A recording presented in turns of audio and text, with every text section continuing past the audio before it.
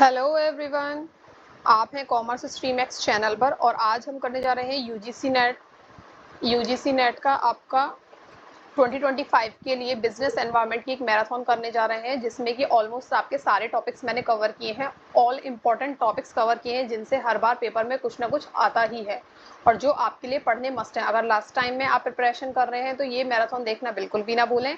PDF आपको कहाँ से मिलेगी? पीडीएफ आपको मिलेगी टेलीग्राम चैनल से। तो चलते हैं। फर्स्ट टॉपिक है आपका balance of payment and balance of trade. ठीक है, ये बहुत ही इंपॉर्टेंट टॉपिक है, balance of payment and balance of trade. तो पहले आपको ये पता होना चाहिए कि बैलेंस ऑफ पेमेंट एक बड़ा कॉन्सेप्ट है और बैलेंस ऑफ ट्रेड एक छोटा। तो बैलेंस ऑफ ट्रेड जो है एक पार्ट है बैलेंस ऑफ पेमेंट का, ये आप कह सकते हैं। एंड देखिए, balance of payment is a statement that keep track of all economic transactions done by the country with the remaining world. Remaining world से एक कंट्री क्या क्या इकोनॉमिक ट्रांजेक्शन करता है, सारी वो बैलेंस ऑफ पेमेंट में रिकॉर्ड होती हैं। ठीक है। एंड बैलेंस ऑफ ट्रेड क्या है? स्टेटमेंट, ऐसा स्टेटमेंट जो कैप्चर करे countries export and import of goods. Goods only, ये ध्यान रखना, इसमें क्या है, सिर्फ ओनली गुड्स की बात हो रही है रिमेनिंग वर्ल्ड से। ठीक है। और देखिए, इसमें क्या आपको पता होना चाहिए, जो ये बैलेंस ऑफ पेमेंट है आपका, उसे कौन प्रिपेयर करता है? ये आरबीआई प्रिपेयर करता है ना। आरबीआई प्रिपेयर करता है और सबसे पहले आरबीआई ने इसे कब प्रिपेयर करा था? 1948 में प्रिपेयर किया था। और कौन सी करेंसी में होता है? तो यूएस डॉलर में इसको प्रिपेयर किया जाता है। ये आपके बैलेंस ऑफ पेमेंट से रिलेटेड बातें हैं जो आपको पता होनी चाहिए। ठीक है, आप यूजीसी का पेपर देने चाह रहे हैं, नेट या जेआरएफ करना चाहते हैं, तो ये चीज़ें पता होना चाहिए। और जो वर्ल्ड का बीओपी है और जो वर्ल्ड का बैलेंस ऑफ पेमेंट है वो कौन प्रिपेयर करता है? वो आईएमएफ प्रिपेयर करता है। और आईएमएफ के बारे में वर्ल्ड बैंक ग्रुप में हम पिछली वीडियो में पढ़ चुके हैं, उसे देखना बिल्कुल भी ना भूलें। इंपॉर्टेंट चीज़ें जो एग्जाम में आती हैं आईएमएफ से रिलेटेड, वो वहाँ पर आपको मिलेंगी। ठीक है। एंड ये डबल एंट्री सिस्टम के अकॉर्डिंग ही होता है, बुक कीपिंग सिस्टम जो हम लोग फॉलो करते हैं उसी के अकॉर्डिंग आपका बैलेंस ऑफ पेमेंट बनाया जाता है। तो अब थोड़ा सा देख लेते हैं। इसमें देखिए, अभी मैंने बताया बैलेंस ऑफ ट्रेड में गुड्स ओनली आता है और यहाँ पर गुड्स एंड सर्विसेज दोनों चीज़ें आती है। एंड यहाँ पर कैपिटल ट्रांसफर्स की बात करें तो बैलेंस ऑफ पेमेंट में उन्हें इंक्लूड करा जाता है, लेकिन बैलेंस ऑफ ट्रेड में उन्हें इंक्लूड नहीं किया जाता है।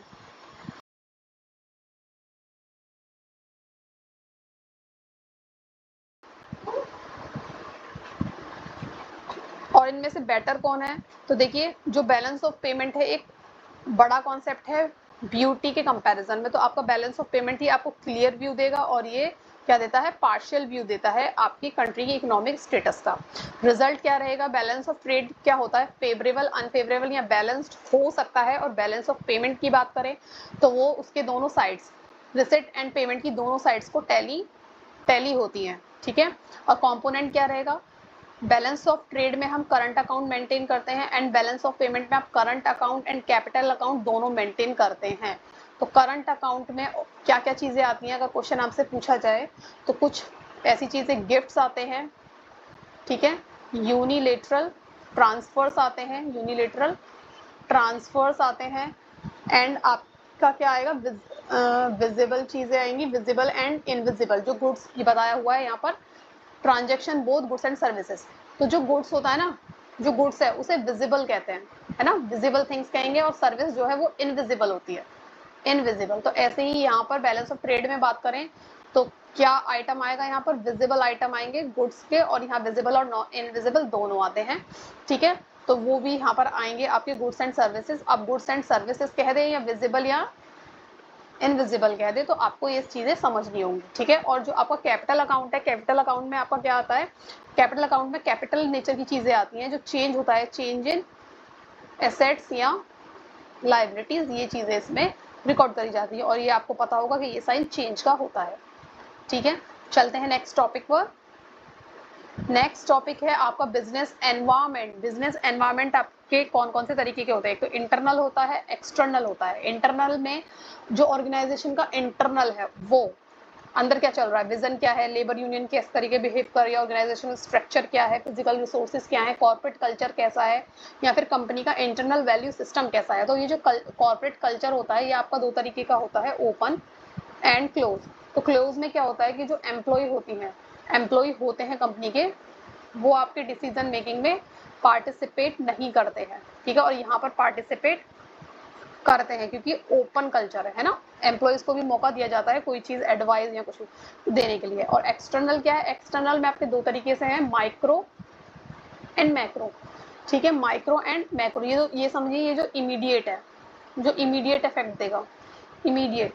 तो ऐसे में जिससे कि मतलब डील करते हैं, ऑर्गेनाइजेशन कोई भी डील करेगी कस्टमर से, कॉम्पिटिटर, मार्केट, सप्लायर, इंटरमीडिएटरी और मीडिया, इन सब से डील करती है। एंड मैक्रो क्या है, मैक्रो एनवायरनमेंट क्या है, आपके मैक्रो में आपके पेस्टल एनवायरनमेंट आएगा, या फिर इसको दो तरीके से कह सकते हैं, एक आपका होता है इकोनॉमिक एनवायरनमेंट और दूसरा होता है नॉन इकोनॉमिक एनवायरनमेंट। तो इकोनॉमिक एनवायरनमेंट में तो आपका इकोनॉमिक एनवायरनमेंट के बारे में ही बात करेंगे, और नॉन इकोनॉमिक एनवायरनमेंट में ये बाकी सारे हो जाएंगे, क्योंकि आपको political, legal, socio culture and demographic. Demographic में एज जो डिफाइन करते हैं, एज के बेसिस पे, इनकम के बेसिस पे, वो डेमोग्राफिक में आपका आता है, ठीक है।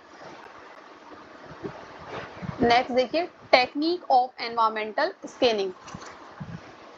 एनवायरमेंटल स्कैनिंग की टेक्निक के बारे में बात करेंगे, जो कि आपकी पहली है स्वेट एनालिसिस। स्वेट एनालिसिस का फुल फॉर्म भी देख लीजिए, एस फॉर स्ट्रेंथ, डब्ल्यू आपका weakness, O opportunity and threat. तो ये जो स्टार्टिंग के दो हैं, ये आपके इंटरनल ऑर्गेनाइजेशन की स्ट्रेंथ एंड वीकनेस बताते हैं। एंड अपॉर्चुनिटी एंड थ्रेट जो आप देखते हैं वो एक्सटर्नल एनवायरनमेंट का देखते हैं, कि एक्सटर्नल एनवायरनमेंट में आपके लिए कौन सी अपॉर्चुनिटीज और कौन सी थ्रेट है, उसके बेसिस पे आप फिर स्ट्रेटेजिक प्लानिंग करते हैं अपने ऑर्गेनाइजेशन के लिए। अगला है पेस्टल एनालिसिस, जो अभी देखा।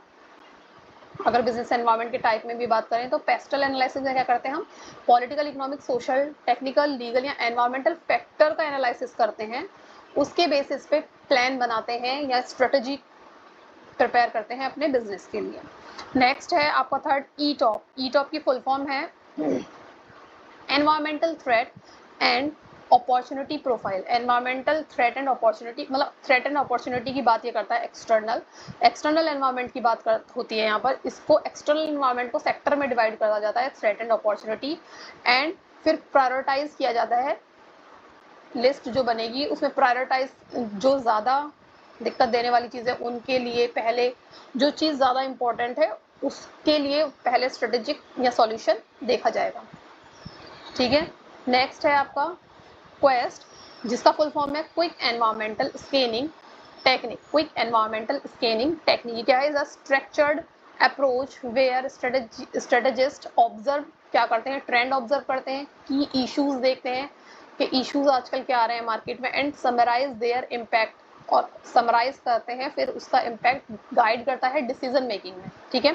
अब सिनेरियो बिल्डिंग मींस कि आप कोई भी प्रोडक्ट लॉन्च करने वाले हैं, तो किस क्या क्या सिनेरियो फेस करना पड़ सकता है, क्या क्या हो सकता है, ऐसा हो सकता है, ऐसा नहीं हो सकता है, ऐसा होगा तो ये होगा।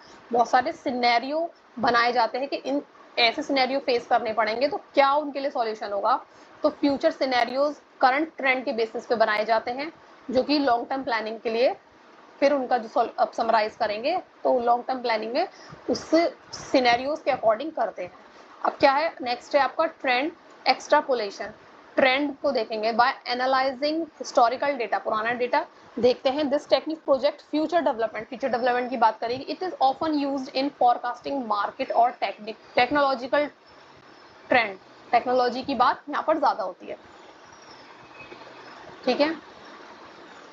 सिनेरियो प्लानिंग, सिनेरियो वाला अभी देखा है जैसे उसी तरीके से कि बहुत सारे सिनेरियोज बना दिए जाते हैं। इसको थोड़ा सा यहाँ पे एक्सप्लेनेशन इसमें ज़्यादा है, यहाँ पे लिखा हुआ है।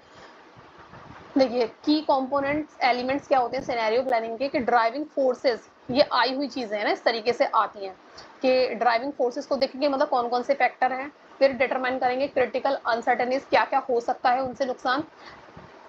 सिनेरियोज बनाएंगे, क्या मैनी डिफरेंट सिनेरियोज क्या क्या हो सकता है। एनालाइज इम्प्लीकेशन, फिर उससे क्या रिजल्ट होगा, है ना, क्या दिक्कतें हो सकती हैं। फिर दिक्कतें जो होंगी उसके अकॉर्डिंग आप स्ट्रेटेजिक रेस्पॉन्स भी तैयार करेंगे। एक ये है बैलेंस स्कोर कार्ड, ये PYQ है, ये आपको पता होना चाहिए। PYQ था 2024 में आया था, 2024 जून में आया था शायद, है ना, जो कैंसिल हो गया था, उसमें बैलेंस स्कोर कार्ड का एक क्वेश्चन हुआ था, तो फिर रीनेट हुआ था सितंबर में, तो ये जून में आया था कि बैलेंस स्कोर कार्ड क्या है? Strategic management framework that help organisations translate their vision and strategy into actionable objectives across 4 की प्रोस्पेक्टिव्स, मतलब 4 की प्रोस्पेक्टिव में वो काम करते हैं, उसे बैलेंस स्कोर कार्ड कहते हैं। मतलब सब चीज़ों को बैलेंस करना। आप किसको बैलेंस करना?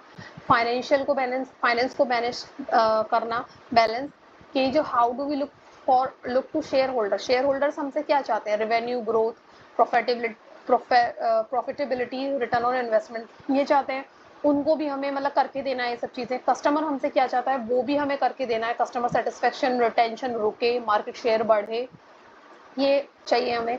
और इंटरनल प्रोसेसेस में क्या चाहिए? एफिशिएंसी, क्वालिटी कंट्रोल, इनोवेशन, ये सब चाहिए। तो सभी चीज़ों को बैलेंस करना है। लर्निंग एंड ग्रोथ की भी ज़रूरत पड़ती है, तो कैसे इम्प्रूव करें, कैसे वैल्यूज़ को क्रिएट करें, एम्प्लॉय की ट्रेनिंग करनी पड़े, नॉलेज मैनेजमेंट, कल्चरल अलाइनमेंट, ठीक है, वर्कशॉप वगैरह कुछ भी, तो सारी चीज़ों को बैलेंस करके चलना होता है। इसी के बारे में है balance score card. Each perspective include specific goal, सभी सारे पर्सपेक्टिव जो 4 देखे उनके सभी के अपने गोल, परफॉर्मेंस, टारगेट, इनिशिएटिव्स होते हैं। The idea is to balance short term financial outcome with long term, short term financial outcomes को भी लॉन्ग टर्म कैपेबिलिटीज के साथ बैलेंस करना। And customer value something traditional and financial also can't capture, मतलब सबको balance करना है। It is especially powerful in aligning department and tracking strategic progress and fostering a culture of continuous improvement. Continuous improvement करने से ही balance हो सकती हैं चीज़ें. Given your interest in structured thinking and practical application, अच्छा ये सारी चीज़ें यहाँ पे एक्स्ट्रा आ गया है।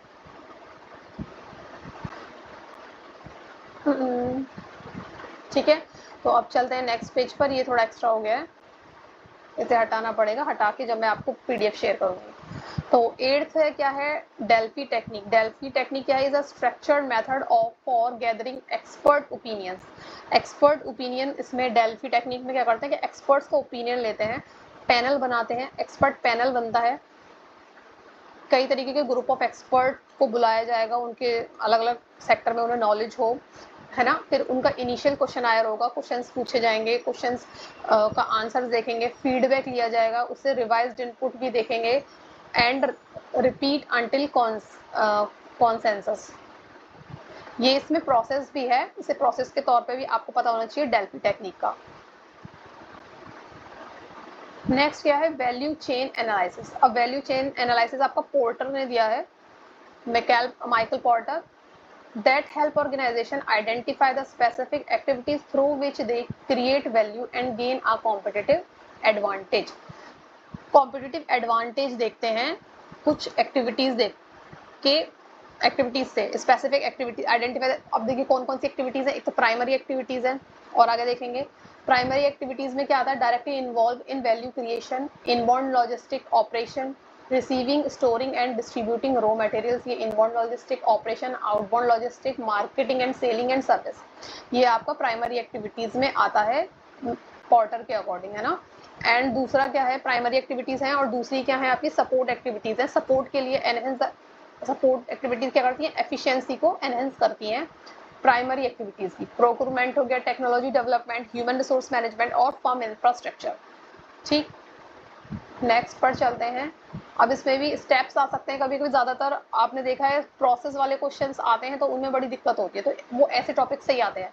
अब वैल्यू चेन एनालिसिस में क्या प्रोसेस रहेंगे, क्या स्टेप है? आइडेंटिफाई ऑल एक्टिविटीज, पहले एक्टिविटीज आइडेंटिफाई करनी है, प्राइमरी है या सपोर्ट है। Evaluate cost and value, each activity से कॉस्ट और वैल्यू, कितनी कॉस्ट आप लगा रहे हैं और कितनी वैल्यू वो आपको दे रही है। Analyse linkage, identify opportunity for cost reduction, जिससे कि कॉस्ट रिड्यूस हो सके, ऐसी अपॉर्चुनिटीज को आइडेंटिफाई करते हैं लास्ट में। ठीक है, अब ये वाले ऊपर ईच स्टेप देखने के बाद बिजनेस क्या करेगा?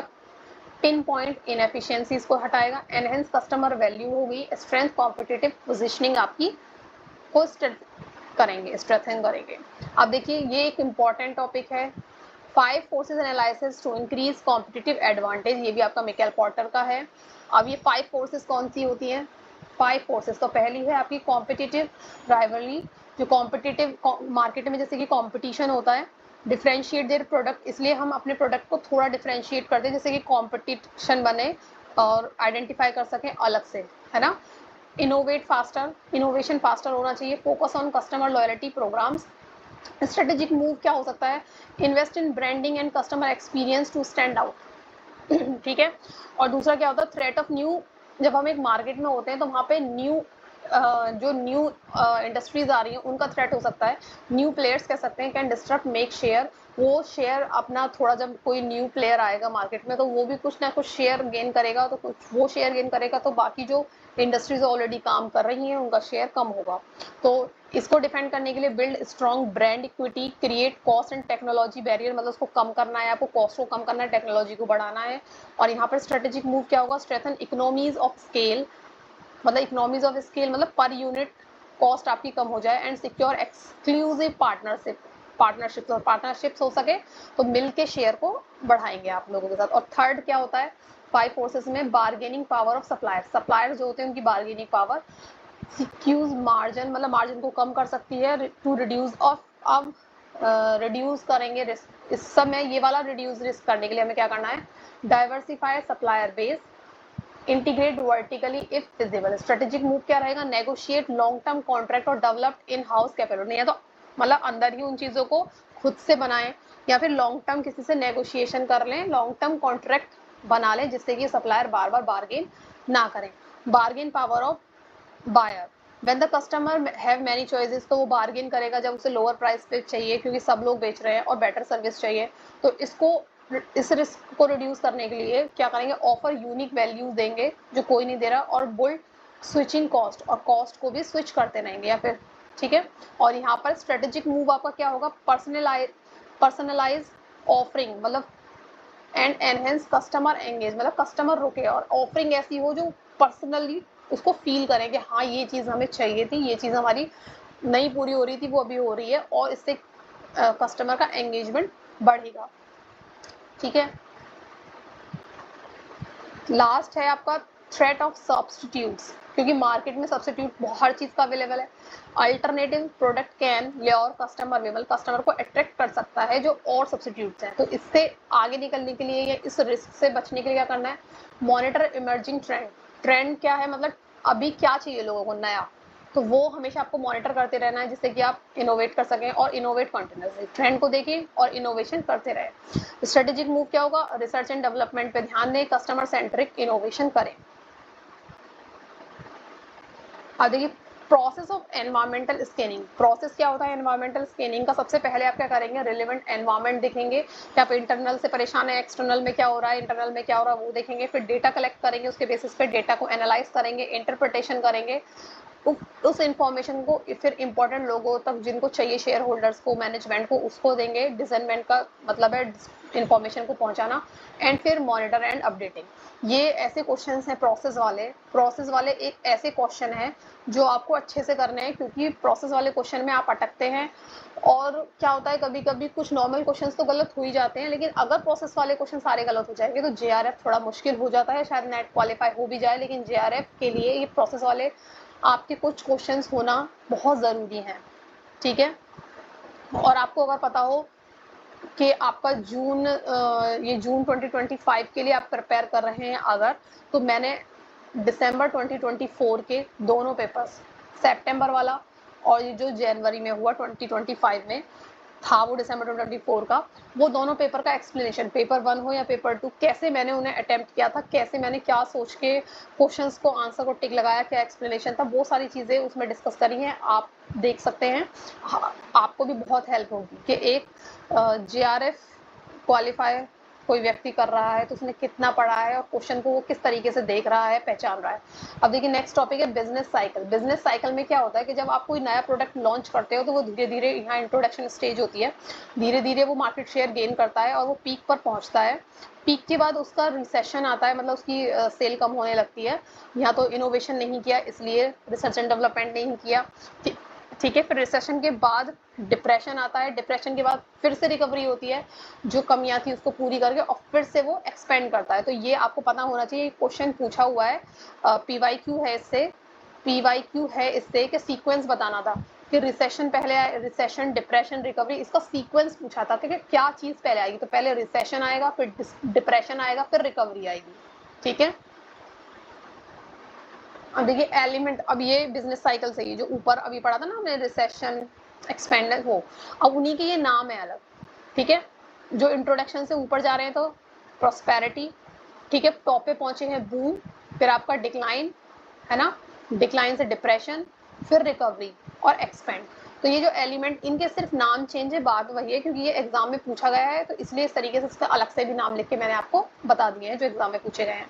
अब देखिए economy, sector of economy, sector of economy के लिए आपकी प्राइमरी सेक्टर होता है, सेकेंडरी सेक्टर होता है, टर्शरी होता है, और ये आपका क्विटरनरी होता है, और एक और होता है, 5 है टोटल सेक्टर। वैसे तो आपने मेन 3 पढ़े होंगे ज्यादातर, लेकिन 5 सेक्टर आपको पता होने चाहिए। तो प्राइमरी सेक्टर क्या है, जो आपको रॉ मटेरियल दे रहा है ना, और क्या वर्ड आपको पता होना चाहिए, एक्सट्रैक्शन ऑफ रॉ मटेरियल हो, फार्मिंग है, फिशिंग है, मैन्युफैक्चरिंग है, नहीं मैन्युफैक्चरिंग आपका सेकेंडरी में आ गया। तो एक्सट्रैक्शन ऑफ रॉ मटेरियल, जहाँ रॉ मटेरियल की बात हो रही है, फार्मिंग, फिशिंग की बात हो रही है, या फिर एग्रीकल्चर की बात हो रही है ना, एग्रीकल्चरल की बात हो रही है, वहां से रॉ मटेरियल लेते हैं एग्रीकल्चर से।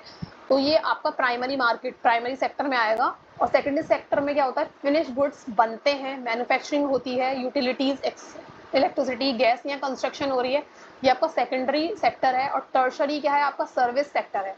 जो सर्विस कौन सी, retail, financial services, communication, hospitality, leisure, real estate, information technology. ठीक है, एक आपका ये जो फोर्थ वाला है वेटरनरी, ये इसमें आते हैं आपका education, public sector and research and development. इसको थोड़ा सा ये 3 सेक्टर से अलग इसमें क्या है, तो वो देखते हैं नेक्स्ट पेज पर।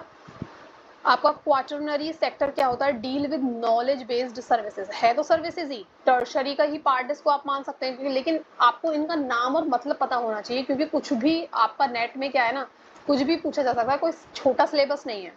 ठीक है, तो ये नॉलेज बेस्ड सर्विसेज को आप कहेंगे, जैसे कि IT, research, data analysis, consultancy, a software developer और अ मार्केट रिसर्चर, इसके एग्जांपल हो सकते हैं।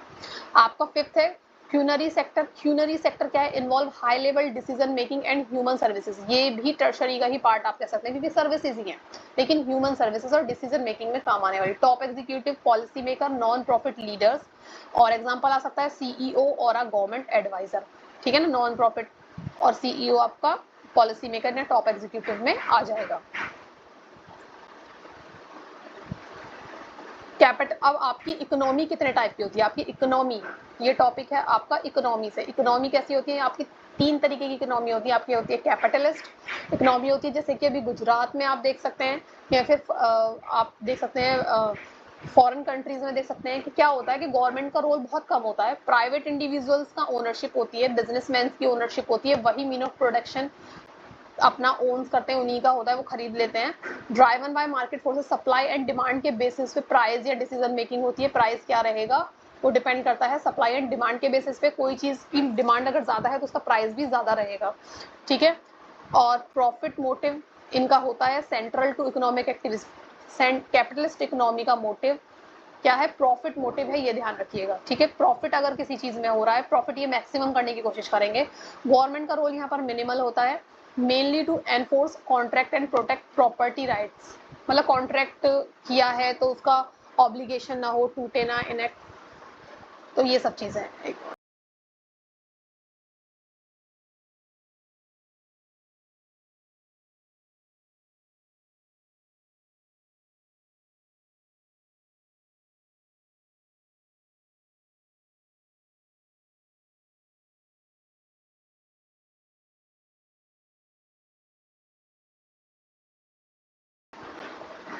ठीक है, और एग्जांपल होते हैं जैसे यूएस में होता है, वहां पर सम रेगुलेशन एंड वेलफेयर प्रोग्राम, दो इवन इट है सम रेगुलेशन, मतलब वेलफेयर प्रोग्राम भी कुछ हैं, लेकिन ज्यादातर वहां पर कैपिटलिस्ट इकोनॉमी फॉलो होती है। ठीक है, अब नेक्स्ट है आपका सोशलिस्ट इकोनॉमी। सोशलिस्ट इकोनॉमी क्या है, ओनरशिप वहां पर किसकी होती है, गवर्नमेंट की होती है, सारा कंट्रोल गवर्नमेंट का, तो स्टेट यहाँ गवर्नमेंट के लिए बोला गया है, गवर्नमेंट का होता है। डिसीजन मेकिंग सेंट्रलाइज होती है, गवर्नमेंट से होती है। गोल क्या है, सोशल वेलफेयर गोल है, प्रॉफिट गोल नहीं है, वेलफेयर गोल है। गवर्नमेंट का रोल एक्सटेंसिव है, मतलब मैक्सिमम है, वो सब कुछ गवर्नमेंट ही डिसाइड करेगी। और एग्जाम्पल्स का नॉर्थ कोरिया हो सकता है, हिस्टोरिकली सोवियत यूनियन जो था पहले, रशिया जो पूरा जुड़ा हुआ था, वो हो सकता है ना। सोशलिस्ट इकोनॉमी में आपका सोशल वेलफेयर है। एंड जो इंडिया है, जैसे इंडिया क्या है आपकी इकोनॉमी है, तो कहीं कहीं प्राइवेट और पब्लिक दोनों ही एग्जिस्ट करते हैं डिसीजन मेकिंग के लिए। मार्केट फोर्सेज होती हैं, correct failure and promote welfare को भी, वेलफेयर भी प्रमोट कर रहे हैं, और कहीं पर कैपिटलिस्ट इकोनॉमी भी चल रही है। बैलेंस ट्राइज टू कंबाइन, दोनों को कंबाइन करना, दोनों से फायदे जो हो सकते हैं वो लेना। India, France and most modern economies अभी मिक्स्ड इकोनॉमी पर काम कर रही हैं। तो यहाँ पर बस मैं 1 मिनट का ब्रेक लेती हूँ।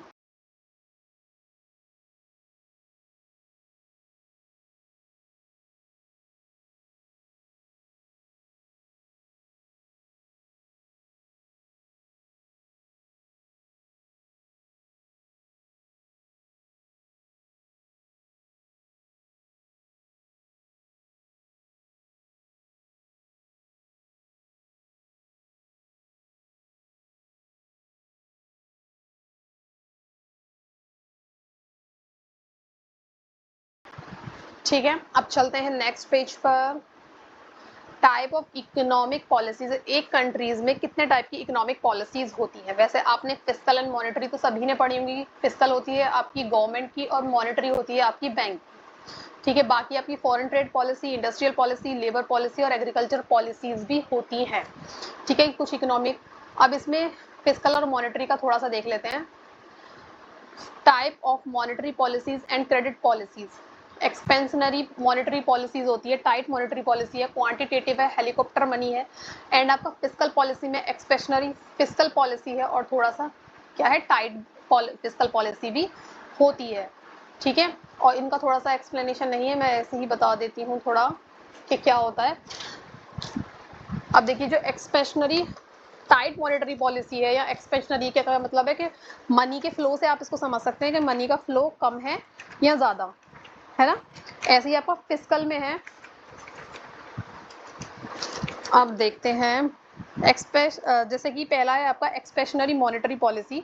इसमें क्या होता है, इंटरेस्ट रेट को कट किया जाता है जिससे कि बोरोइंग चीप हो सके, जो लोग लोन लेना वो सस्ते हो जाए, लोग ज़्यादा पैसे ले, मतलब इंक्रीज कर दें अमाउंट, मनी फ्लो को इंक्रीज करने का मतलब है एक्सपेंशनरी, इससे है एक्सपेंशन। और टाइट का मतलब क्या है, रेट्स को हाई कर देंगे तो मॉनेटरी फ्लो जो होगा वो कम हो जाएगा।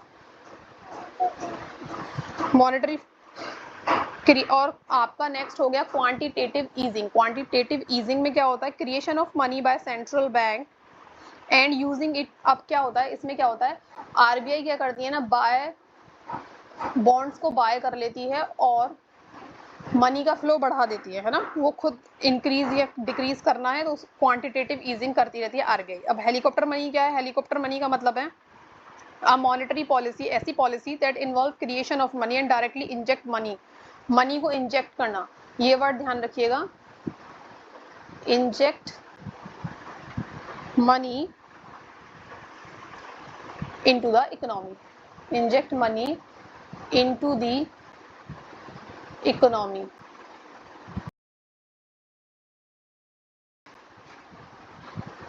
अगला है फिस्कल पॉलिसी। फिस्कल पॉलिसी में भी ऐसे ही एक्सपेंशनरी पॉलिसी और टाइट पॉलिसी। एक्सपेंशनरी में क्या होता है, जब आपके खर्चे ज़्यादा हैं, है ना, हायर लेवल ऑफ स्पेंडिंग है और टैक्स रेट वगैरह जो इनकम है वो लो हो रही है गवर्नमेंट को, तो वो वहाँ पर क्या होगी, एक्सपेंशनरी फिस्कल पॉलिसी। और टाइट पॉलिसी क्या है, जब आपकी इनकम ज़्यादा है, आप स्पेंडिंग को कट कर रहे हैं, तो टाइट पॉलिसी, एक्सपेंड को कम कर रहे हैं और इनकम को बढ़ाने की कोशिश कर रहे हैं, तो वहाँ पर टाइट फिस्कल पॉलिसी होती है। ठीक है, और इससे क्या होता है, आपका लोअर इकोनॉमिक ग्रोथ हो सकती है। टाइट फिस्कल पॉलिसी से क्या होगा, इकोनॉमिक ग्रोथ क्या होगी, लोअर हो जाएगी या घट जाएगी। ठीक है, अब चलते हैं नेक्स्ट टॉपिक पर। नेक्स्ट टॉपिक क्या है देखते हैं, आपका है कॉर्पोरेट सोशल रेस्पॉन्सिबिलिटी। सबसे इम्पोर्टेंट है ना। कॉर्पोरेट सोशल रेस्पॉन्सिबिलिटी क्या होता है, जब कोई बिजनेस अच्छा कमा रहा है, बहुत, उसकी एक लिमिट भी है, आगे बताती हूँ, बहुत अच्छा कमाने लगते हैं तो उनका एक रेस्पॉन्सिबिलिटी उनके ऊपर आती है कि वो सोसाइटी के लिए कुछ करें। अब सोसाइटी के लिए कितना करें, तो वो देखते हैं कि कौन, पहली बात तो सीएसआर रेस्पॉन्सिबिलिटी कौन फॉलो करेगा, है ना, थोड़ा वेलफेयर पे ध्यान देते हैं। तो सीएसआर रेस्पॉन्सिबिलिटी सेक्शन 135 आपको पता होना चाहिए, याद करना है। सेक्शन 135 में बताया है कि या और का ध्यान रखिएगा, और है, एंड नहीं है, या तो आपकी नेटवर्थ 500 करोड़ से ऊपर हो गई हो, या टर्नओवर 1000 करोड़ से ऊपर हो गया हो, 1000 करोड़ हो या ऊपर हो, नेट प्रॉफिट आपका 5 CR और मोर हो बिफोर टैक्स, कौन सा सेक्शन कह रहा है? 198। टैक्स लगाने से पहले का प्रॉफिट आपको 5 CR हो या 5 CR से ज्यादा हो तो आपके ऊपर CSR आता है, मतलब कॉर्पोरेट सोशल रेस्पॉन्सिबिलिटी आती है। आपको सोसाइटी के वेलफेयर के लिए कुछ अमाउंट देना है। अब क्या देना है? अगर ये कंपनी मीट कर जाती है, इसमें से कोई थ्रेशोल्ड क्रॉस करती है, तो CSR कमेटी बनेगी उस ऑर्गेनाइजेशन में, ये देखने के लिए कि जो पैसे उन्होंने CSR के लिए निकाले हैं वो कहाँ खर्च हो रहे हैं, कैसे खर्च हो रहे हैं। CSR पॉलिसी होगी और कितना करेंगे? एटलीस्ट 2%, आगे भी कर सकते हैं पर at least 2% of average net profit from the past 3 financial years of CSR activities on CSR activities. ठीक है, पिछले 3 सालों के एवरेज निकालेंगे, उसका एटलीस्ट 2% आपको CSR एक्टिविटीज पर खर्च करना है और कंपनी को। ठीक है, अब देखिए इसमें एक ये ध्यान रखना है आपको कि शेड्यूल 7 में आती है इसकी एक्टिविटीज और एटलीस्ट 2% हो गया। और कमेटी में क्या होगा? At least 1 independent director unless exempted, अगर किसी कंडीशन में एग्जेम्प्ट है वो एक अलग बात है, अदरवाइज इंडिपेंडेंट डायरेक्टर एक होना ही चाहिए। अब CSR के मॉडल होते हैं, जैसे कि एक मॉडल है कैरोल पिरामिड। इसमें क्या होता है, इस तरीके से एक डायग्राम नेक्स्ट पेज पर होगा कि पहले क्या क्या मतलब प्रायोरिटी सेट करी हुई है, मतलब सीक्वेंस सेट करा हुआ है कि कैसे कैसे आपको कौन सी रिस्पॉन्सिबिलिटी पे ध्यान देना है। तो इसमें क्या इकोनॉमिक रेस्पॉन्सिबिलिटी होगी, लीगल, इथिकल एंड फिलैंथ्रोपिक। इसकी मीनिंग भी बताती हूँ अभी। नेक्स्ट चलते हैं, क्या पहले गेन करना है? तो पहले इकोनॉमिक रेस्पॉन्सिबिलिटी किसी भी कंपनी की, पहले इकोनॉमिक रेस्पॉन्सिबिलिटी कि वो खुद प्रॉफिट तो कमाए, पहले इस लायक तो बने। फिर लीगल रेस्पॉन्सिबिलिटी होती है कि वो लीगल ही, अगर वो प्रॉफिट कमा पा रही है तो आगे वो लीगली अपनी लीगली रेस्पॉन्सिबिलिटीज को क्लियर करके चले। फिर इथिकल रेस्पॉन्सिबिलिटीज है, इथिकल है what is right and just fair, ऐसी एक्टिविटीज करे।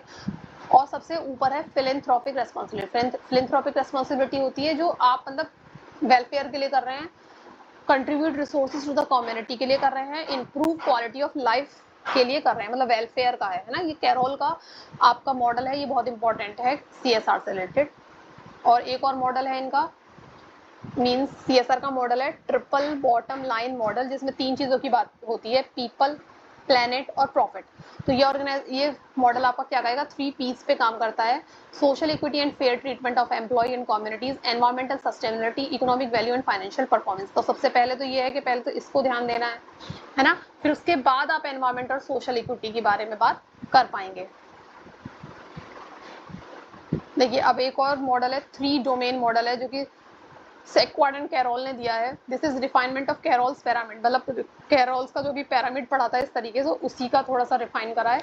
ये कहता है कि आपको जो it present CSR as a overlapping domain, मतलब इथिकल, लीगल एंड इकोनॉमिक। पहले आप इकोनॉमी, फिर लीगल, फिर इथिकल, ये 3 के बारे में बात करिए, इस तरीके से होगा।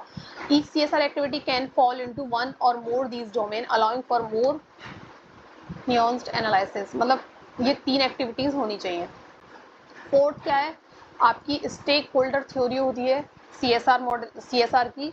This model argue that company should consider the interest of all stakeholders, सभी स्टेक होल्डर्स का उन्हें ध्यान करना चाहिए, ना कि सिर्फ शेयर होल्डर का। बाकी स्टेक होल्डर क्या हो सकते हैं? स्टेक होल्डर जैसे कि कस्टमर है, एम्प्लॉय है एंड आपका क्रेडिटर है, ये सब चीजें। This include employ, customer, supplier, communities and the environment. Communities आपका हो गया सोशल वेलफेयर, सोसाइटी है ना, और एनवायरमेंट, मतलब एनवायरमेंट का भी ध्यान रखना है कि जो आप एक्टिविटी कर रहे हैं उससे एनवायरमेंट को नुकसान नहीं हो रहा है। It shift the focus from, मतलब ये बात करता है कि प्रॉफिट मैक्सिमाइजेशन से फोकस हटा के सभी वैल्यू क्रिएशन की तरफ आपका होना चाहिए फोकस, है ना, जब कोई आप कंपनी रन कर रहे हैं। अभी देखिए ये अब आज का लास्ट टॉपिक है फेरा एंड फेमा। फेरा आया था 1973 में, फेमा आपका आया था 1999 में, ये आपको डेट्स याद होनी चाहिए। एंड फेरा और फेरा में क्या डिफरेंस है? फेरा क्या है? Regulate and conserve foreign exchange, regulate करता था, सबसे बड़ा वर्ड है रेगुलेट। और ये फैसिलिटेट या मैनेज कह सकते हैं, फैसिलिटेट आएगा या मैनेज आएगा। Trade and manage foreign exchange, facilitate करते हैं मतलब गाइड करेंगे, है ना, या मैनेज करेंगे, रेगुलेट नहीं। ठीक है, अप्रोच क्या है इसकी? रिजिड एंड रेगुलेटरी थी, यहाँ लिबरल एंड मैनेजमेंट ओरिएंटेड है, यहाँ पर रिजिड थी।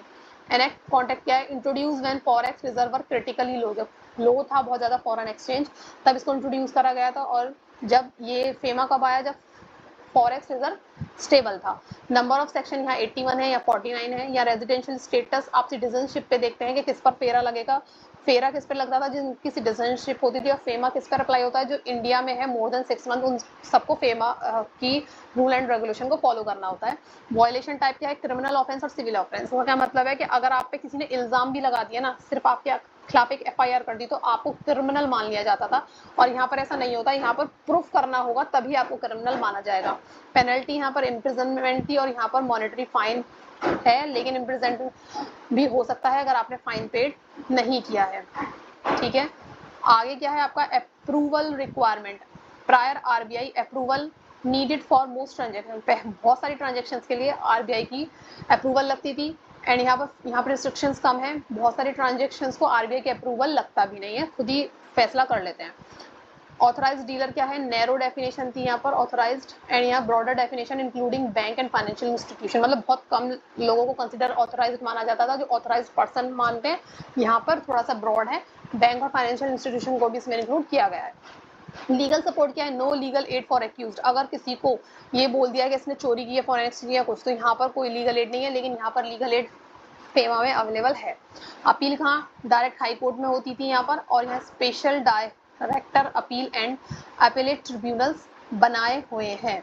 ठीक है, फेमा बेटर है फेरा से। फेरा में जो कमियां थी उसको फेमा में पूरा करा गया। ये कुछ इंपॉर्टेंट टॉपिक्स थे आपके बिजनेस एनवायरनमेंट से रिलेटेड, जो आपको एक भी इनमें से कोई टॉपिक छोड़ना नहीं है अगर आप एग्जाम देने जा रहे हैं और आप उसे पास करना चाहते हैं। ठीक है, और टेलीग्राम चैनल ज्वाइन करना बिल्कुल भी ना भूलें। ठीक है, और कोई टॉपिक से रिलेटेड, चाहे बिजनेस एनवायरनमेंट का हो या किसी भी सब्जेक्ट का हो, UGC नेट कॉमर्स से रिलेटेड कोई भी सब्जेक्ट, कोई भी टॉपिक से रिलेटेड आपको कुछ चाहिए है ना, डेटा चाहिए, कुछ पढ़ने के लिए चाहिए, तो आप मुझे बेझिझक मेरे टेलीग्राम चैनल पर टेक्स्ट डाल सकते हैं। मैं वहाँ पर आपको डेफिनेटली हेल्प करूँगी। Thank you.